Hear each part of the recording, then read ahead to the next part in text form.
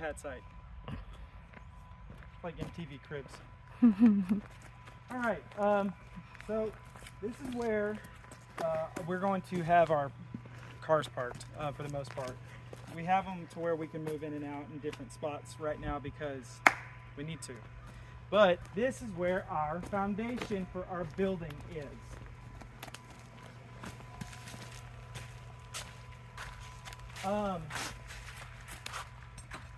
Full disclosure, this has been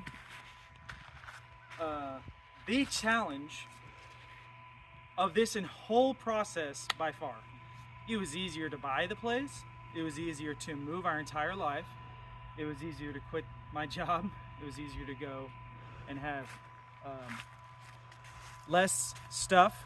It was easier to live in a tiny house / RV. It was easier to do all of that than it has been to complete this slab. And I'm going to explain to you what you're looking at. What you see here is a concrete footer that we hand poured with bags of concrete. You'll see the leftover concrete on that pallet. We have gotten 2 pallets. It was like 300 and something bags of concrete. Hand poured. I'm not a concrete person. There are mistakes in this footing. There is. But we did it ourselves. Things happened. We did it our way. We did it our way. Things happened. The weather came. The site settled, and challenges ensued. So what you have on this side is a well poured, very nice, I might add, on the ground footing. That pillar goes down about 3 feet. That is also where we are drying our boots out right now. And then if you look on that corner, you'll see that the ground has dropped, and it's about a 6-inch drop. And what that did was expose the area that would be beneath the footer.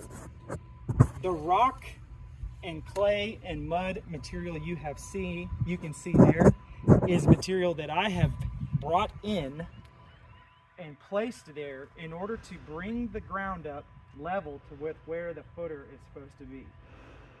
Within this footer is metal and bricks and Arkansas stone and anything that we could find to fill the space below where the slab will be. For free. Because it's free.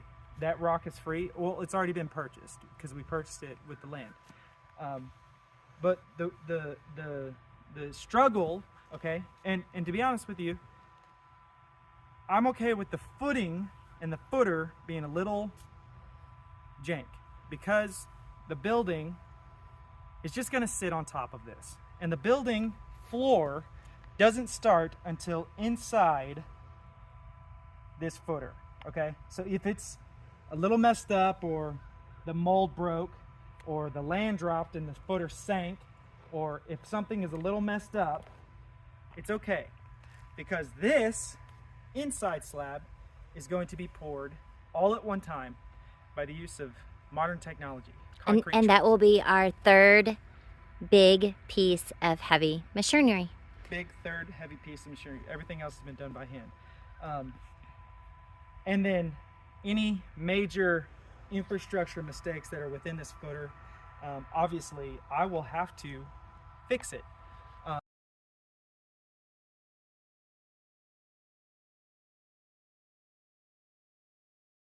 That's kind of where we're at. We're waiting for the weather and for individuals that are going to be able to help us, and for enough dry season for a concrete truck to make it up this hill and drop the concrete. And it's literally been about 3 weeks that weather has prohibited us from doing that. Okay, so that's where we are. So if you'll look out this way, you'll see our camp. You'll see some more unfinished projects. That's going to be a bunny hutch, a dog area, a chicken coop is behind this Jeep, and then there's a bunch of material on the ground that I salvaged and I've collected, and it's just scrap. We can just kind of pan through. I decided that once they plowed through, this was one of the trees that they left. I decided how beautiful would it be to be in the middle of our drive, and then for our kitchen garden to be basically where these tarps are. The tarps are just out because they got blown up the hill and got muddy, and they need to get rinsed off. You see all the flies.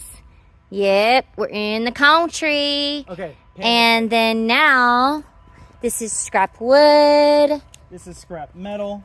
Metal. This was given to us by a friend of mine. Shout out Mark, thank you so much. This is cedar that I've cut.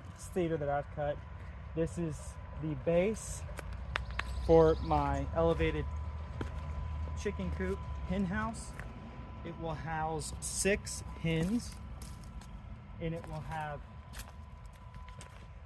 egg or laying boxes here accessible on the outside for them.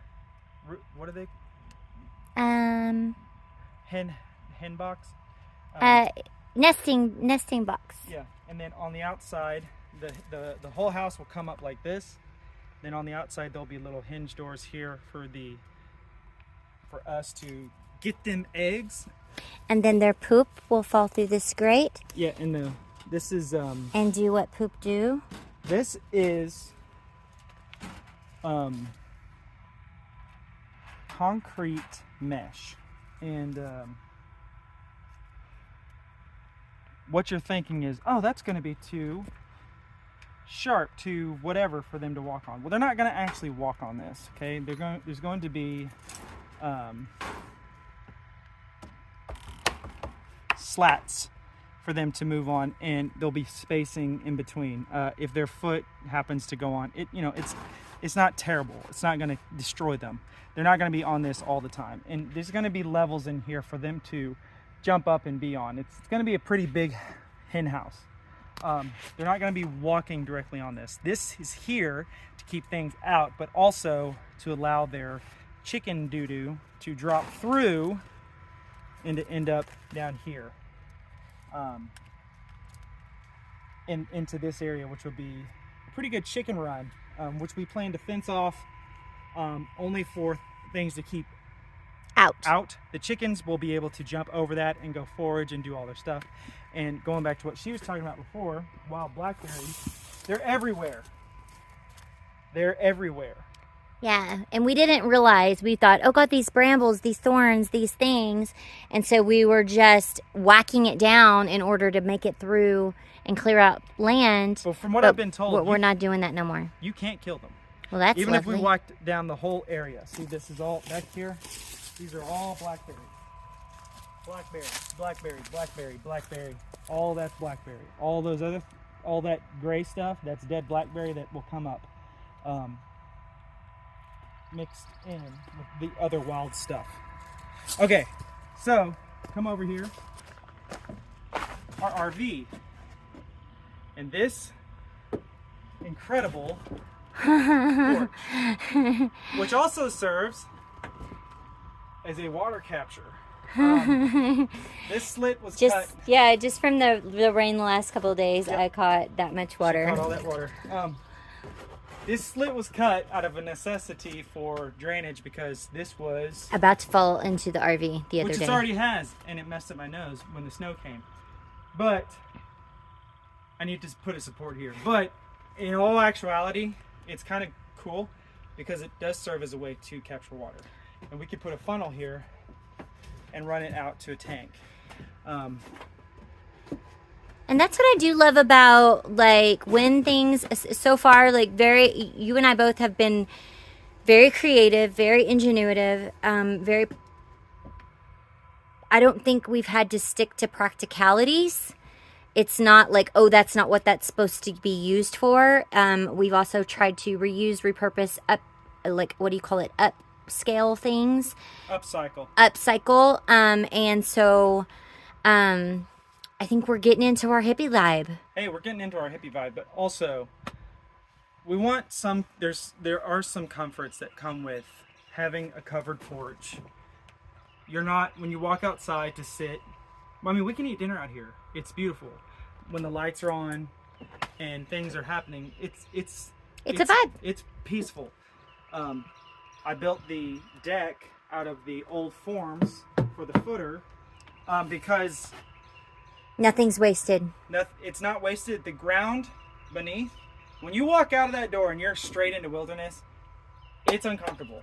If you have just the bare minimum of coverage and foundation beneath you, it makes the world a difference. It can be anything from a disheartened day and falling into a depression that's hard to pull yourself out of to like, okay, well, it's a little dirty, but it'll work. Right. And this can be a mud room. This can be a place where I keep expensive tools out of the rain. This is where our freezer is because obviously it can't be inside.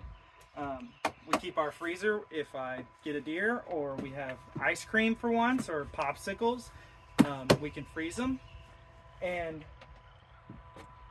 I don't know how to explain it to you. It's not much. It is literally the original tarp.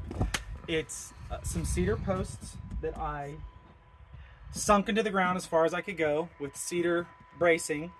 And then I attached it to the RV. And then I went back and I used the wire, the metal wire, to kind of pull it all together, but also let it have some flex because when the wind comes, it will move.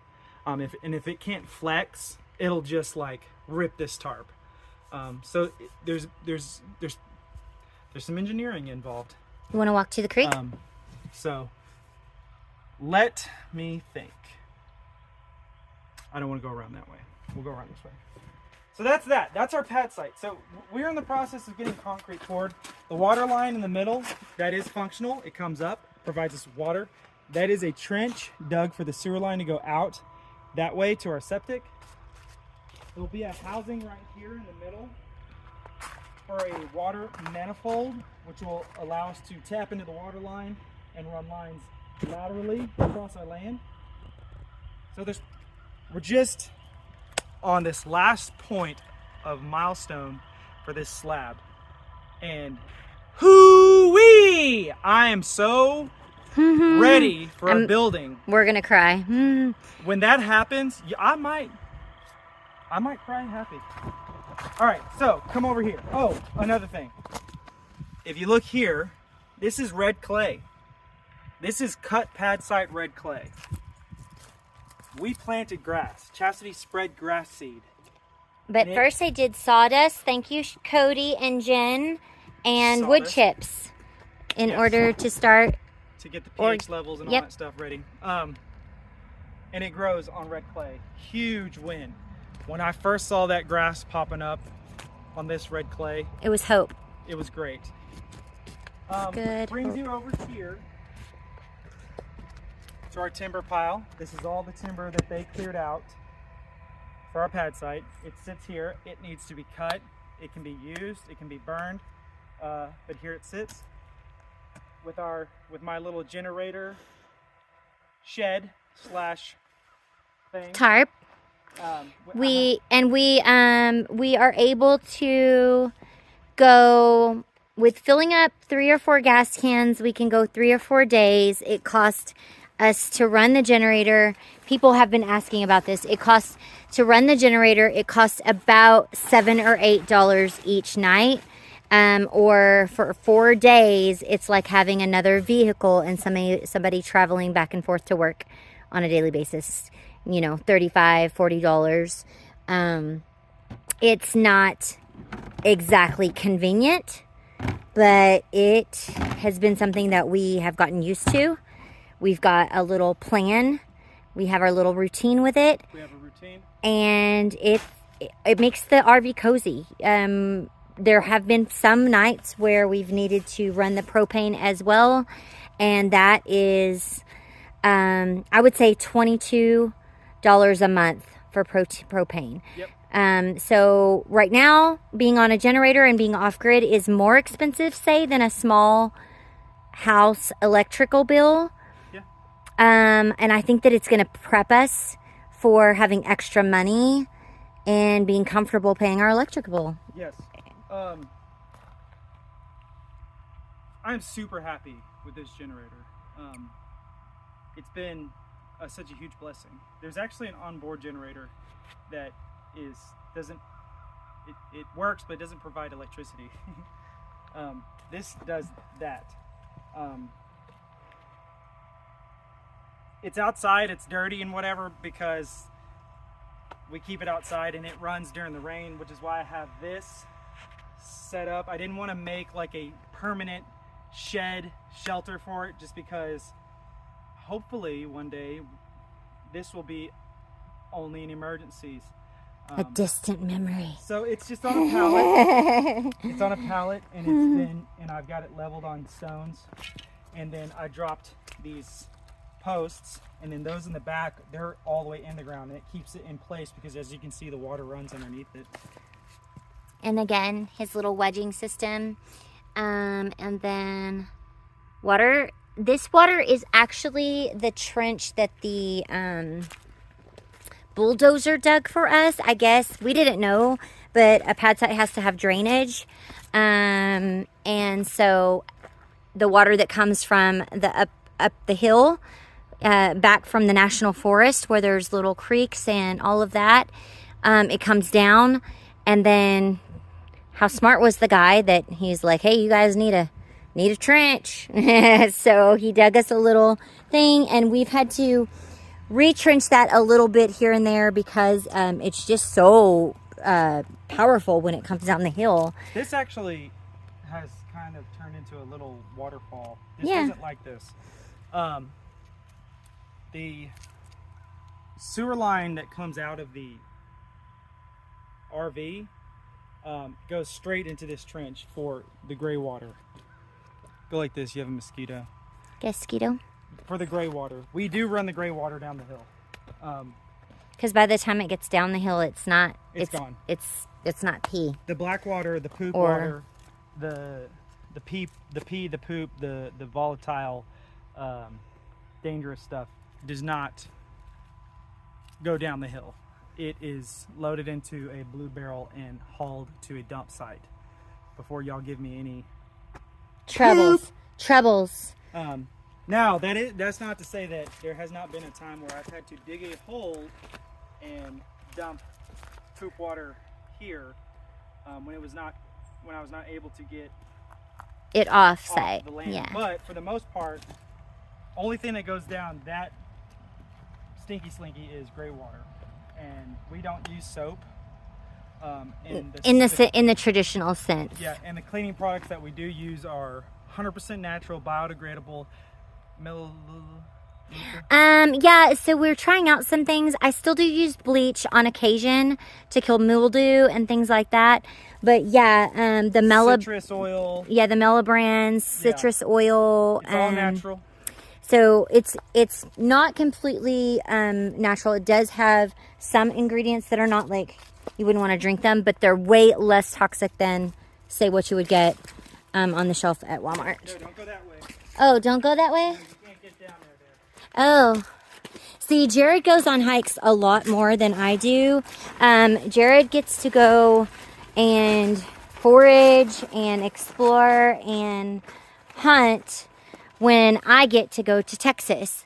It has been a blessing for me to be able to continue to do hair. That road and there keep leads that, to Pet Cemetery. Yeah, and keep my licensure up until I'm ready or figure out what I want to do here in Arkansas. And yeah, he definitely explores the woods a lot more than I do. So the pad site drain runs down this way, comes over here, and goes here. But you know what I think happens is it goes underground because It kind of stops. Well, I think it goes into the ground because there's no pathway by which it takes down to the creek. Okay, give me a minute. I'm stepping easy. Steps off the pad site and you're in the woods.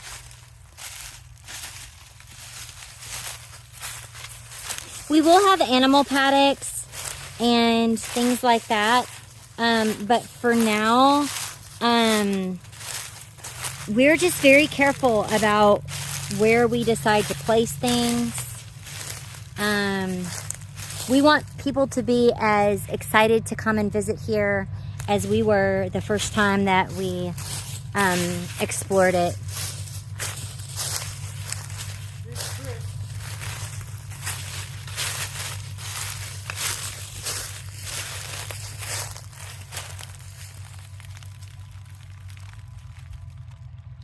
There's the back side of the wood pile.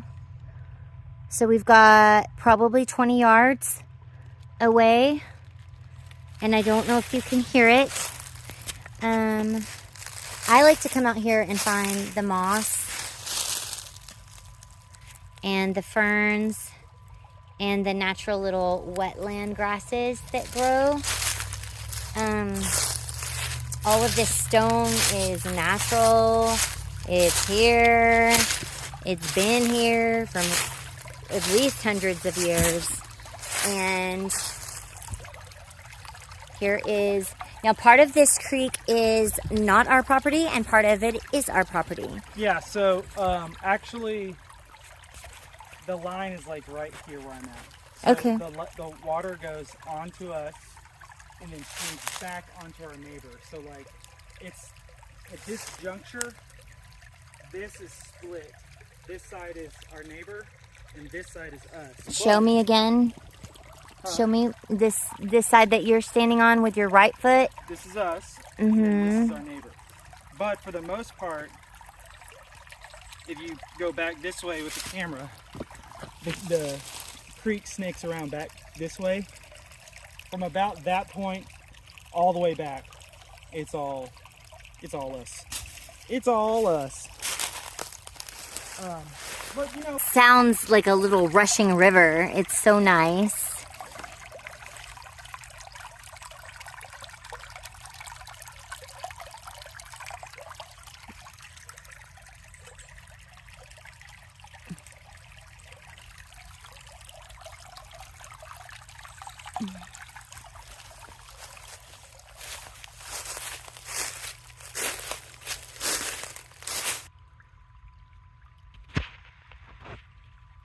you know, something like the creek, especially like, you know, it's drop dead gorgeous. You know, this is not something that I would want to like stake ownership of anyway. I'm okay with sharing this awesomeness with my neighbor.